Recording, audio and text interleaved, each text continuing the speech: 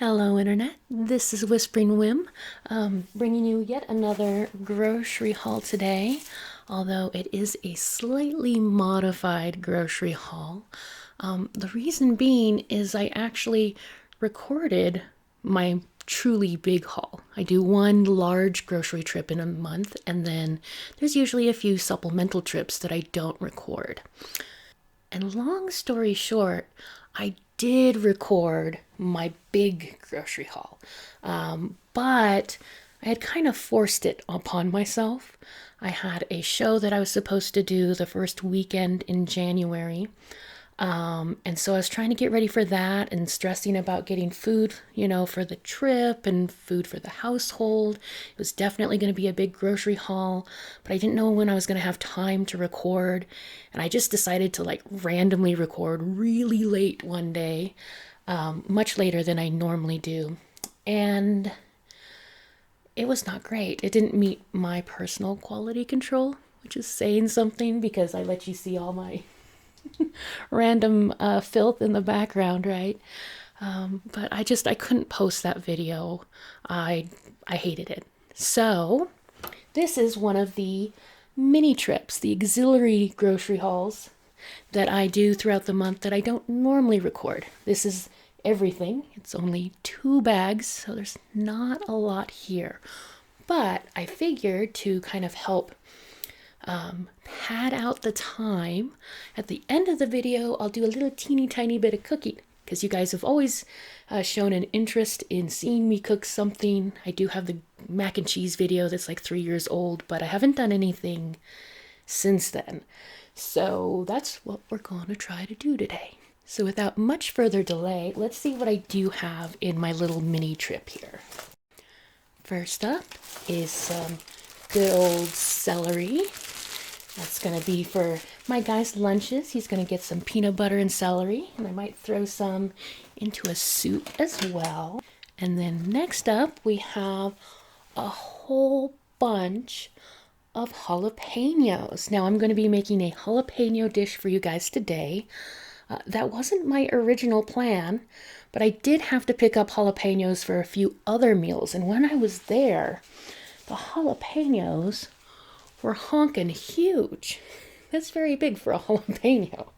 And so I decided I had just had to make jalapeno poppers. I should air quote that. They're not really poppers, but that's what we're going to do in our cooking portion of the video. I say they're not true poppers because A, it's not a stuffed jalapeno. I bake it in halves. And B, it's not deep fried either. So it's still very, very tasty. Now we have some bacon here. Bacon will go in our poppers, but not this one specifically. I'm saving these nice, wonderful strips of bacon for our breakfast bacon. You may recall last grocery haul, I think it was the last one. Maybe it was the one that I didn't post. I'm not sure. I usually get bacon like scraps. They're a lot cheaper.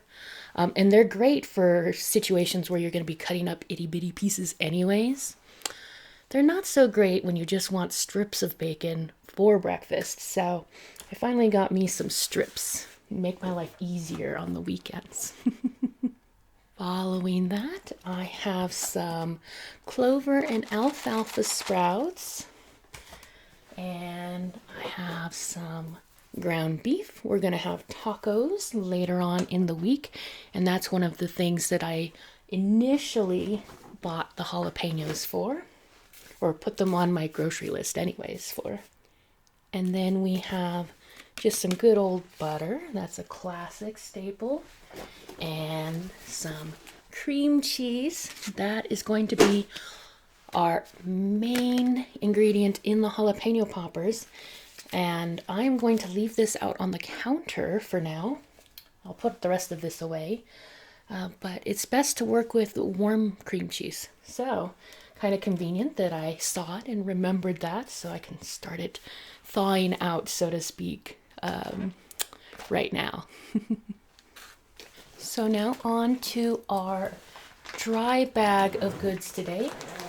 which ended up going in the freezer bag, or the bag meant for freezer goods, because this is a very sturdy bag. And most of what's in here is pretty heavy. Not this though. There's our bread for making those grilled cheese sandwiches on, or in, with is the right word. And then we have some of the Welch's Juicefuls. Those are the Gusher knockoffs that now I'm losing track if I actually talked about in my last true video or in the not video. Well, that's going to get confusing. But anyways, they're a fruit snack that has juice on the inside, so you get a little popping effect when you eat them, and I don't know, it's just fun. And then, forgive me, this is going to seem pretty boozy, but I have a giant bottle of New Amsterdam. This is vodka. I had gotten a big bottle, this size, rather, right before New Year's Eve, to take to New Year's Eve, hoping that I would have lots and lots of leftovers. I did not. They decided that was everybody's favorite thing to take a shot of. So I had to replenish my supply. And while I was at it, I got my guy some black velvet. This is some, it's kind of bottom shelf whiskey, honestly. But he doesn't mind it. He has some nicer ones that he drinks when he's able to enjoy it. You know what I mean? Like, he really likes to just sip and, do that like old-timey, like, I don't know. He doesn't sniff it, but he, he savors it. That's where I'm trying to get at. So he has a couple that he does that with. But if he just wants a drink, because he's like playing video games or talking to people, he usually goes for something a little cheaper, because we're in like super saver mode. So his is only like $1 cheaper than mine. Mine, I guess you would call low shelf too, but it's really good for the price point. Okay. Next up, we have some white beans for white bean chili. That's the other item that I using jalapenos with. So we are quite the jalapeno household. And following that, I have some better than bouillon. I've talked about that in more videos than I can count, so we won't go into that again. And then we have big old thing of kosher salt. I couldn't believe it. I actually ran out of salt, which is what prompted this trip in the first place, because I could have made a dinner tonight. I have chicken, and potatoes, and broccoli, and everything I would have needed for dinner, but salt. That's crazy. Like, I know, it's just an ingredient like any other, and you can run out of it, but it's so rare. Usually you think of it or you get it at the store before it runs out. But not today. Following that, we have some diced tomatoes. I'm going to be making 12 bean soup later on in the month. And originally I was going to make it with ham hock. Like, I was going to get ham hock at the store, and that typically is a very inexpensive meat. It's just like a joint in the leg that, it's mostly bone, and it's great for making soups with, but it's not like, prime rib or chicken breast or something. Except for today, it was priced as high as like ground beef is. And I could not believe that, because it's, supposed to be a throwaway cut, really. But people making bone broth, that's very popular right now, and that is an ingredient you would use in bone broth. So that must be why the price was as high as it was. And, truth be told, I could have spent, the $10 on a package of them, because most of the packages had four different bones. So I could have done that, and I just, made like 4 soups and considered that, worth it and stuff. But no. I don't know where I was going with that, other than I was offended by the price point. And I just so happen to have a chicken carcass in the freezer that's been waiting to be made into chicken stock. So I'm gonna use that in my soup, and it'll just be, it'll have chicken broth, but it'll be a meat-free soup, and that's okay, right? And then following that, we have a very boring old jug of water. The water is for my plants. It's distilled water. Some of my plants aren't too picky, but like this guy down here, wow. You may have, if you've been watching me for a very long time, you knew him when he was a tiny little pot. But he gets a little grumpy if I feed him tap water.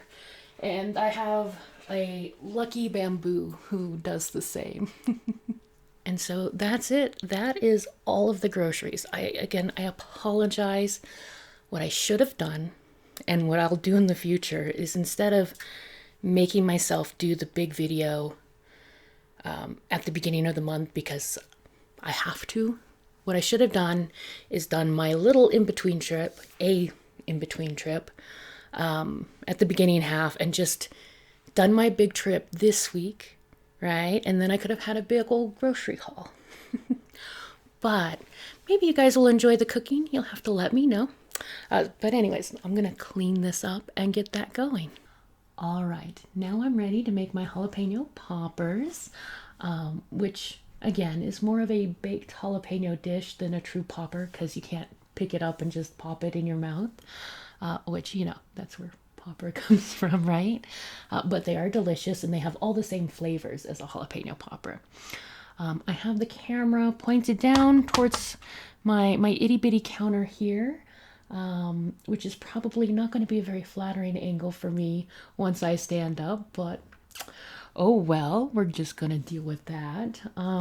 So first things first, I've turned on my oven to 350, which my oven runs a little hot, so it's closer to 375. I've got jalapenos here, and I'm going to cut them first. And I'm going to pick out the biggest, meanest ones in here. And they are so big. Let's see here. Probably only going to make 3 of them. That would give us 1.5 each. That's probably enough popper, I think. All right. I have cut the stems off, and you're missing the footage of that because I started saying chop their heads off, and I got really lost with my own dialogue, I guess. I was having issues. So that is, yeah. It's kind of awkward to cook and talk and wonder if this is even going to turn out okay at all.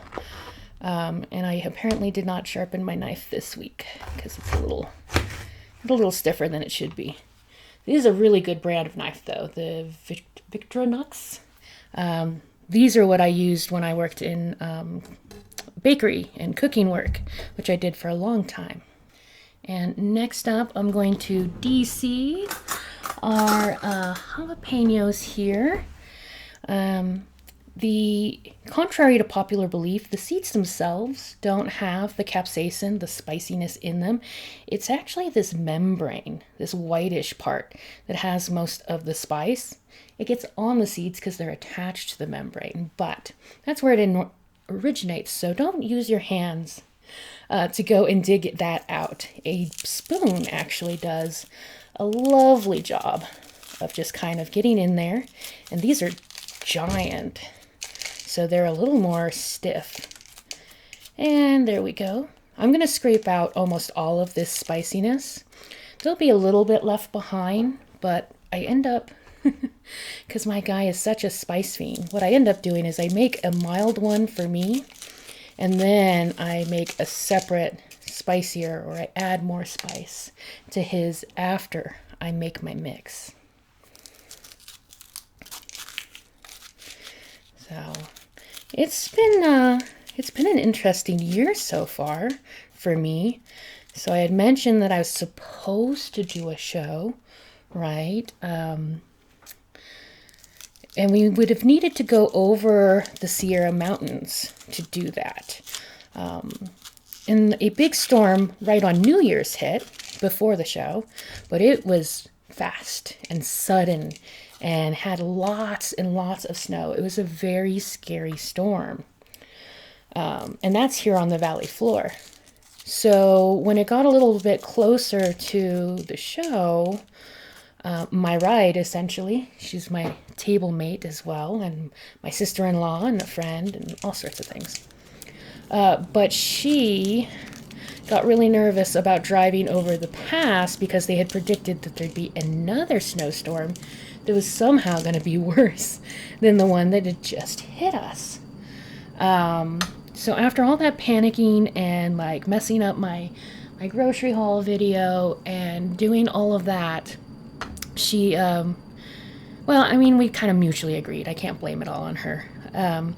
But we decided to cancel, and we needed to do it 2 days before the show so that I wouldn't have to pay a hotel fee for cancellation. And then, so I did that. We made the split decision to just cancel, right? And then the snowstorm wasn't that bad. We could have made it. I was frustrated. My husband was relieved. My husband is my guy. He was super relieved that we didn't go, though, so it's probably worth it in the end, but I always hate it when I miss out on an opportunity like that. If I was flying solo, like if it was, I didn't have a team of people going with me to the show, and if I wasn't married, I probably, like, as a younger artist, would have just taken my itty-bitty Kia Rio and attempted to drive over that mountain regardless of how the weather was. It's interesting growing up, I guess, and trying to mature, because you miss out on little things like making it to a show. Okay, but anyways, back to our jalapenos. My next step is I'm actually going to roast these without any filling. And it's real easy. Just a little bit of oil. I prefer avocado oil, but you could use olive oil or any other cooking oil you have at hand. I don't think it matters too much. And we're going to crack open this fresh thing of salt here that we just bought today. Look at me doing a grocery haul and a video on the same day. Maybe. This is a stubborn little spout. Come to me, poor spout. Let's see here. What can I do about that? This seems dangerous. Come on, you. Release and give me your salty goodness. Oh, I broke it. I just broke the spout, people. I was trying to release it, and I got it to go in the box instead of out the box. Wow, it's still even being stubborn once I've broken it. That's quite a spout, you guys. Anyways, just a little bit of salt. That might be too much salt. Put some back. And then with my nice clean hands, I'm just going to kind of rub that oil and salt in so it gets everywhere. I'm very handsy. I don't use a lot of spoons and things when a hand will work, a clean hand. And I think I almost take an extra gleeful pleasure out of doing something like this with my hands, because I did work in a bakery, various bakeries, for the first half of my life. And it's all gloves all the time, and that's good. There's definitely, I've worked with some coworkers who don't wash their hands quite as well as I do. So it's a good policy to have. But even now, I quit that life, or that career, 3-ish years ago. Even though I now do my business instead, I still have days like today where I'm like, my hands, they're all over the food. But I'm going to go ahead and wash my hands, because that's what we do after every step that might contaminate or otherwise impact your food. Hopefully you can hear me. I'm facing away from the mic. But yeah, wash as you go. So I'm gonna pop these in to my nice preheated oven. And again, I set it for 350. My thermometer seems to think it's 400 in there. My oven is not the grandest, but yeah, I make it do. And now that those are cooking away, we're actually going to want to chop up some bacon. Now, I will warn you right now, when I'm cooking anything savory, I measure nothing. You are not going to get a proper recipe out of me today. So I'm just going to grab some bacon, a hunk of bacon, and this is still a little bit frozen. I kind of just keep it in the freezer and pull it out whenever I want to use some. And those are all pretty small pieces. Those will go straight in the pot. I am quite the on-the-fly cooker here. Okay, that's probably more than enough. You don't actually need a ton of bacon for jalapenos.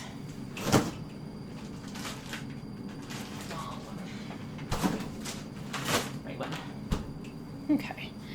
And you know, with this kind of bacon, even though it's frozen, I can just kind of chop it up right here. Probably should have sharpened my blade in between, but that's okay. And sometimes I think having it a little frozen kind of makes it easier with this type because it's just random pieces. It's not strips of bacon. So when they're thawed out and flimsy, you kind of have to like be careful with each one.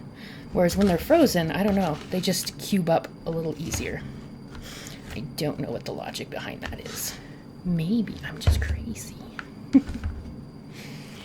And into the cold skillet they go, even though they're frozen.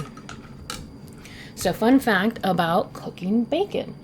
Most things that you cook, they suggest that you should get your skillet up nice and hot before you even start.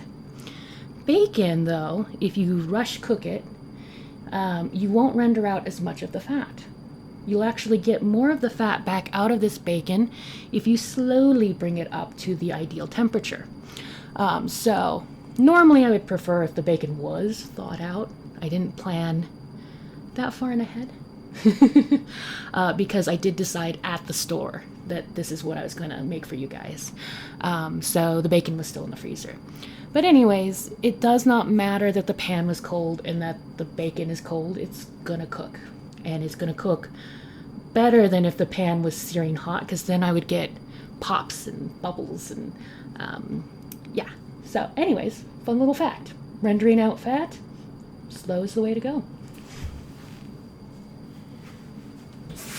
And, you know, they've only been in there for like, I don't know, how long has this segment been? Like a minute? They've already, you know, the pan's already starting to get some of those cooked up. And I just contaminated my hand. Bad whispering whim. But I am the type of cook that cleans as I go. So I'm going to have to wash all of these anyways. So that's not so bad.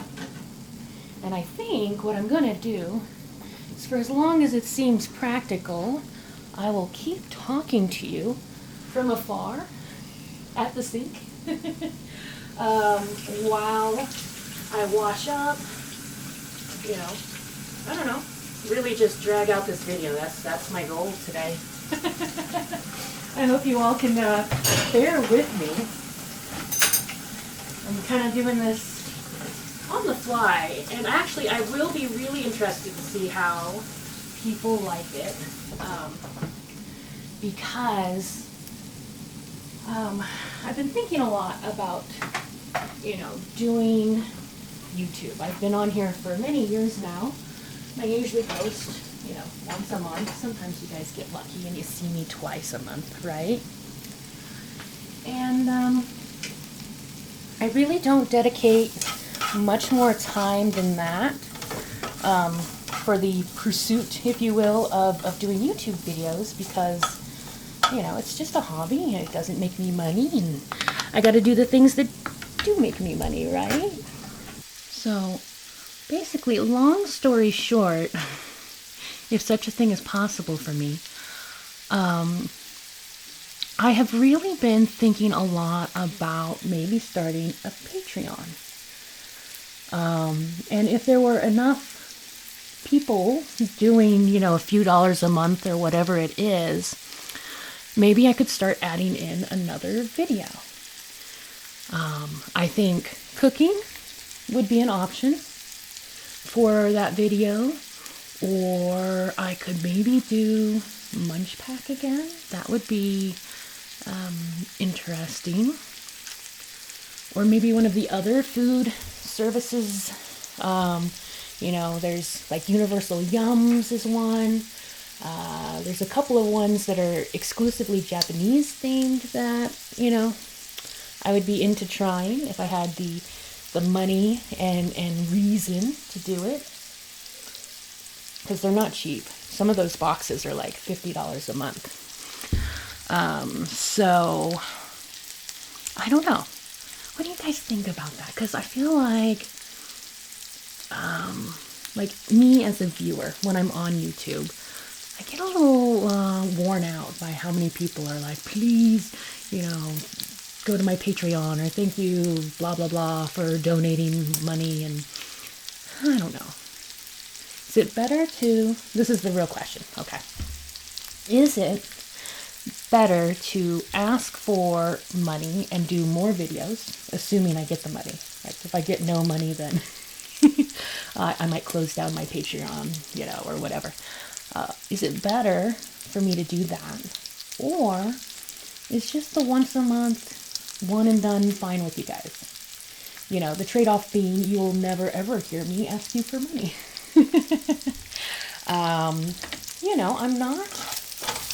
I'm not entirely sure. I think most of my viewer base are pretty, simple's the first word that comes to mind, but simple is definitely not right.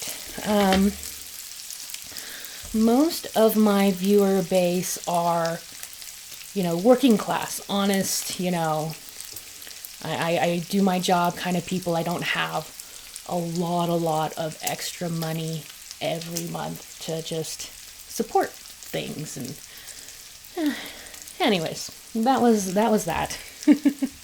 You guys can let me know in the comments below. But while this fat is rendering out, we can kind of get ourselves a little set up for the next part here. Normally, I would use shredded cheese for this dish, but I was going to have to buy sliced cheese, right, for the grilled cheese sandwiches. And I just figured I was going to save myself that expense because I couldn't remember how much sliced cheese I had at home. And honestly, I could have skipped buying another pack, but oh well. But anyways, I'm going to chop up some sliced cheese that we can go ahead and throw on top of our baked jalapenos. And again, this is unnecessary. You could definitely just use shredded cheese. It would save you some time.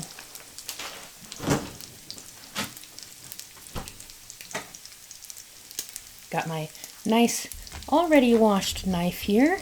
And let's see here. There's going to be,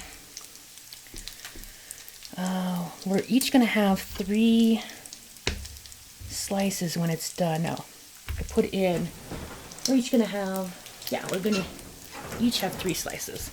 So the way I usually mark which one is my husband's, my guy's, and which one is mine, is that he'll get more cheese than me, because I don't honestly need all that much cheese. So these will be the markers. That will be his, that will be mine. And now I'm just going to trim this up into pretend cheese shreds. Pretend away. This is something I actually do quite frequently.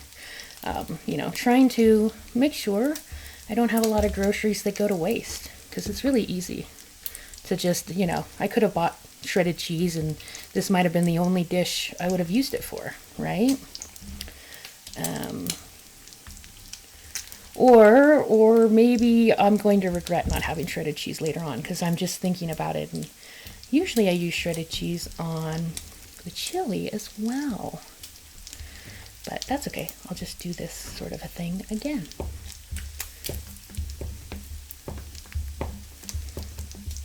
Because, you know, your tummy doesn't care. It doesn't know that this isn't really shredded.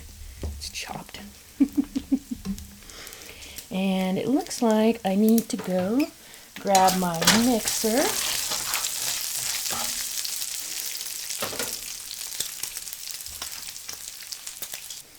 Okay, while I was hunting for my mixer, I made a whole bunch of noise, so I cut a little bit of this out. The bacon has rendered, and actually it rendered a lot, so there's not quite as much bacon in here as I had originally thought. It was mostly very, very fatty pieces, but that's okay.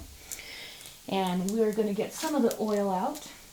I think a lot of people would use paper towels for that, but I try to be eco-friendly, so I'm just going to use a regular old washcloth. Get all those little tasty morsels out. Yeah, I definitely should have put a little more bacon in there. The amount of cheese I have is disproportionate. Maybe I'll save some of this pre-chopped stuff for that chili that I was worried about. So, in goes the cheese. In goes our nice hot bacon. And then for the amount that I'm making today, I will probably want to use maybe half of this block of cheese. Those are some pretty some pretty big little jalapeno bits. And it does look like it got nicely softened while it was waiting for filming to happen, so that's good. Your cream cheese doesn't have to be like room temperature, but it should definitely be a little on the warmer side. Do I really want a whole half? No, I'm going to do like slightly less than half, like a third. We're going to call that a third. And into the mixer you go. And I'm going to mix this without it being on camera, mainly because the sound my mixer makes is equivalent to I don't know, a mechanical horse meeting its end. It works fine. It just sounds like it struggles to even exist. So I'm just going to mix that all together. We should probably check on our friends in here. Oh, yeah, they're doing fine. They're where they should be. Yeah, so I'm going to go do that right now. All right, friends. For me, about 20-ish minutes have passed, maybe 25. I did my mixing, and here's the end result of that. It's just a kind of a Play-Doh-y blob of cheese and bacon. And funny story, I did end up putting in a little more cream cheese, which would have equaled out to half a block. I should have trusted my first instinct. It might be a bit too much product for the jalapeno poppers here. So they're going to be overly stuffed. But you know, having a good ratio was more important than having a little leftover there. So I have my washed hands. You could do this with a spoon, but I really find it's easier to be able to just sort of pick up and form sort of a log, if you will, out of your cream base. And this is about how roasted I like my jalapenos. So maybe just a tiny bit of searing. I'm guessing that took them almost close to half an hour to get to that point, but these big ones had very thick walls, so they had more moisture to get rid of, so that made it take longer. Individual jalapenos, you just kind of have to gauge as you go. And you know what? I thought I was going to have too much, so I mounded this one, but probably shouldn't go quite that high. Go a little lower than that. Do, do, do. Sometimes I feel like a child when I'm doing this because I'm just like squish, squish, squish, squish. And these jalapenos are still pretty hot. I only pulled them out of the oven like 5 minutes ago. If you are not hardened from working in a cooking industry, you probably should just let those sit out for like 10-15 minutes, half an hour, whatever, to get them to a temperature you can handle them with. When you work in the bakery world, there's often a lot of tasks you have to do that kind of callous your hands to the point where you don't feel heat the same way. So they're a fine temperature for me. There used to be, when I was a baker, there was this thing called a tuile that we would make, and it was like this kind of like caramelized. How would you describe a tuile without just saying it's a tuile? It's this batter that you put on a thing, and it sort of makes like a lattice, crunchy, almost sugar-like structure, but it has flour and stuff in it. And but the trick is that when you pulled it out of the oven, you'd only have like maybe 30 seconds to shape it, because you cooked it flat, and then you would scoop up this lattice thing, and you would have to mold it immediately. So that was really rough. That was too hot.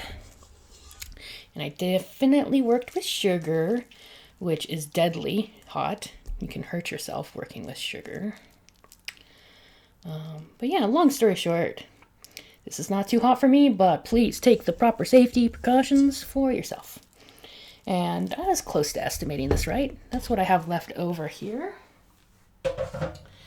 And let's see here. We'll put a little nugget there, and we'll put a little nugget right there.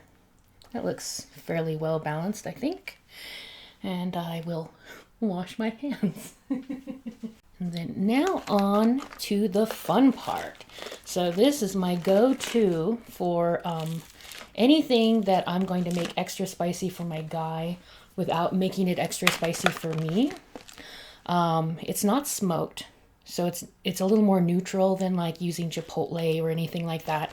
And this is definitely a lot hotter than chipotle peppers. It is not the hottest pepper in the world, but I think it's number 3 or 4 on the list. They're very hot.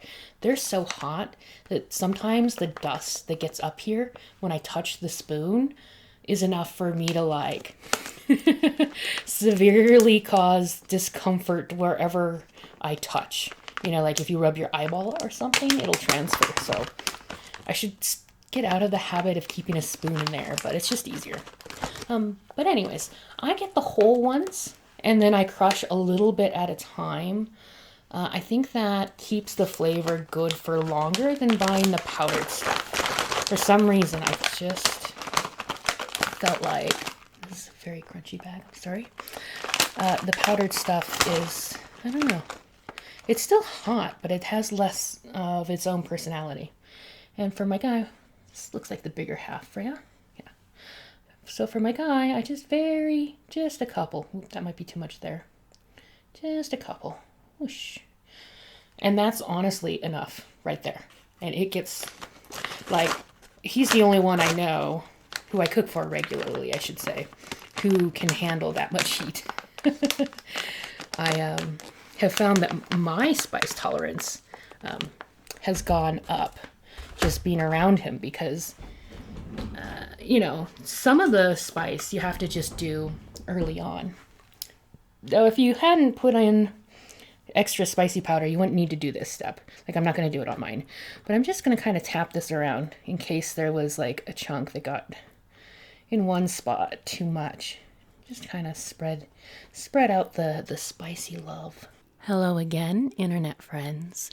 In case you had your eyes closed because you were relaxing to the sound of me cooking, the camera just died. Well, actually, it died a few days ago. I'm finally doing the voiceover now. Yeah, I had a backup battery and everything, and there was just more technical difficulties after the camera had died, and I'm kind of starting to think that this video is cursed. So I'm not refilming anything. We were basically at the end anyways. Once the jalapenos were stuffed, I put cheese on top. I made my guys' portion extra cheesy and spicy. And then I popped it in the oven. If you're making this recipe kind of just all the way through, you only need it to be in the oven at 375 for, roughly 15-20 minutes. You just want all the ingredients to be the same temperature, right? Because the cream cheese doesn't need to be cooked and the bacon's already cooked. So this is all just about melting the cheese and getting the temperature just right. Because I was recording, I actually set mine aside for a bit because I was going to make the rest of dinner later.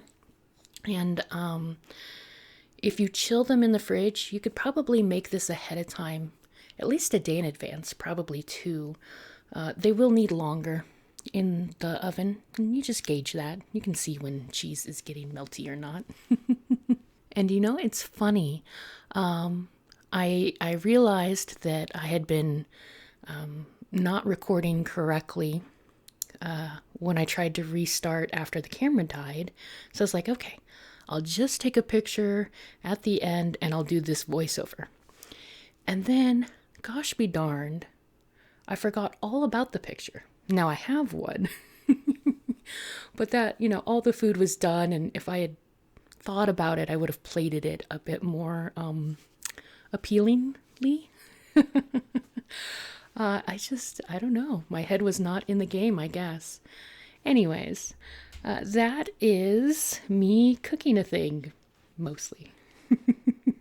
At any rate, we're at the end of this very cursed video.